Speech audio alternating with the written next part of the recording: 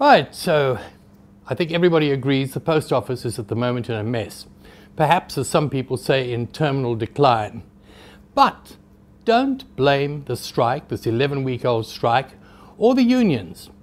Because what is happening here, the strike is merely a symptom, not a cause, of what in fact amounts to years, a decade or more perhaps, of gross mismanagement. And in fact, it's the unions that have complained for years, even taking the matter to the public protector, to Thuli Madonsela, back in 2011, to ask that misappropriation of funds, corruption, fraud, etc. be investigated.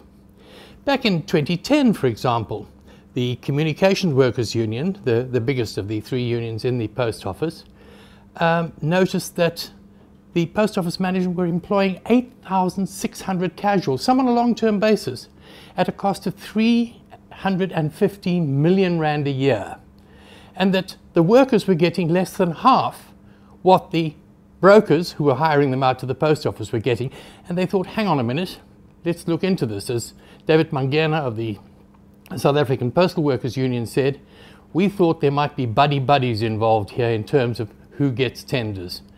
This also, the Communication Workers Union's Aubrey Shabalala, the General Secretary, has said the same thing.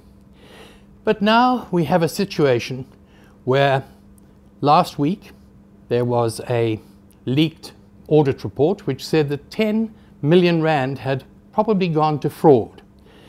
Now, Aubrey Shabalala, the General Secretary of the CWU, laughed about this because he said, no, it's about 2.1 billion rand that's gone missing through the post office over recent years.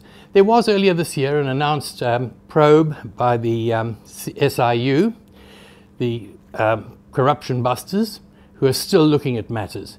But now this week, in the wake of the leaked audit report, the new Communications and Postal Services Minister, Siyabonga Cwele, has stepped in. He's intervened with a 6.5% wage deal and trying to sort everything out. The workers are wary. They're generally accepted. There's a cautious acceptance of what Siyabonga Cwele has done. But they're worried about the imposition of a deal without any negotiations, especially by an executive in the post office that has pleaded all along that there is no money, even for wages this month. But anyway, is the strike over? It looks like it.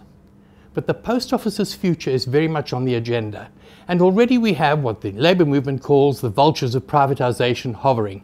And in many instances as well, I mean, aspects such as money transfer, parcels delivery, even the rental of post office boxes have been moved into the private sector at actually higher cost and less availability to ordinary people.